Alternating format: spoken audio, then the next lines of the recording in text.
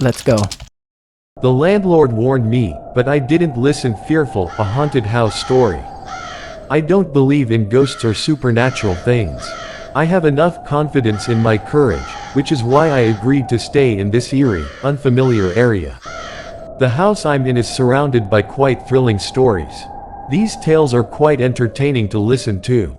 My colleagues would often show interest in hearing new stories about this house from me. They assumed I wasn't leaving out of embarrassment. Many have dared to stay in this house, but no one could last long. Even the landlord doesn't live here. The house had been abandoned for 2 to 3 years. The landlord was unwilling to rent it out, but I practically forced him to let me stay. It's a huge house. Just the exterior gives you chills. To the south, there's a large bamboo grove, and to the north, a fairly big pond. The pond's water is crystal clear. It was summer, so I chose the south-facing room to stay in. To assist me, I kept a brave village boy named Cater close by. He's 17, well-built, and never hesitates to work. Even after working all day, fatigue doesn't seem to touch him. He stays in the room next to mine. The first 5 to 7 days passed without incident. Then came the first strange occurrence. One evening, around 7 p.m., I changed clothes and went to the wash basin to splash water on my face. As I wiped my face and looked into the mirror, I thought I saw a streak of light move behind me. I turned around but saw nothing. I dismissed it as my imagination. But moments later, it happened again. The light moved from one wall to another before vanishing. Since this was my first encounter with something unusual, a shiver ran down my spine. Cater returned from the market shortly after. We cooked together, ate, and by 10 p.m., he went to sleep. I lay awake, trying to rationalize the evening's events. Suddenly, the power went out. My bed was aligned north-south, so my feet pointed south. Moonlight streamed in through the south-facing window, casting an eerie glow. The play of light and shadows from the bamboo grove outside was mesmerizing, and I must have dozed off without realizing it. I have a habit of covering myself with a blanket up to my knees, even in extreme heat. Mid-sleep, I felt the blanket slip away. I pulled it back up and closed my eyes. Moments later, it felt like the blanket was slowly sliding off again. Too tired to open my eyes, I ignored it. But then, it felt like the blanket was being yanked away. Startled, I sat up and noticed a shadow darting past the window.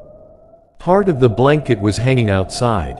I yanked it back inside, and immediately, a shrill, mocking laughter echoed from the bamboo grove. A cold wave shot down my spine. My body went numb. I felt like I was dying. In the distance, I saw the distinct silhouette of a woman moving away. Just before vanishing, she glanced back at me, her eyes burning with rage. I sat frozen for a long time before mustering the strength to move. Just then, I witnessed another paranormal event. The chair beside me levitated an inch off the ground, spinning rhythmically before suddenly shooting up 2 feet and crashing down violently, as if thrown by an invisible force. A scream tore from my throat. Cater rushed in, asking if I'd had a nightmare. I couldn't speak, only managed to ask for water. After drinking, the power returned. Cater left, and I shut the window, keeping the lights on all night while listening to music.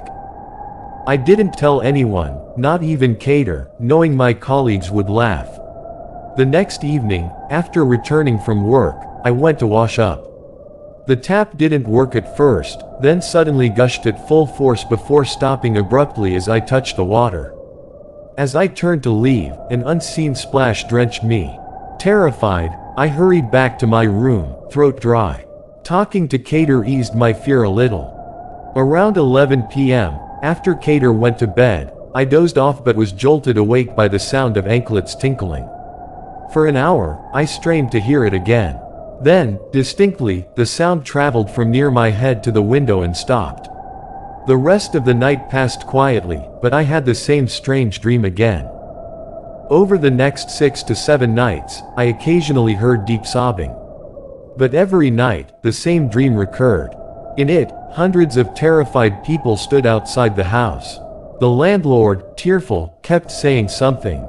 Tonight's dream was worse. The crowd murmured about suicide and Amavasya, the new moon night. Someone said, "This always happens on Amavasya."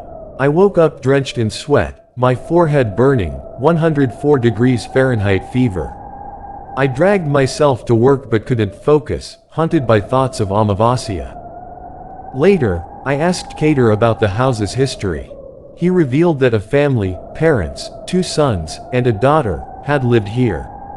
Financial struggles led to constant fights.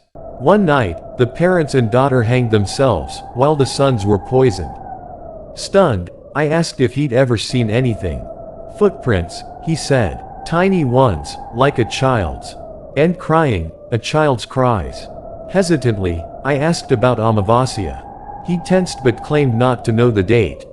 That night, around 10 p.m., I lay down. A nightjar bird called incessantly outside. At 11, the power went out. I lit a candle.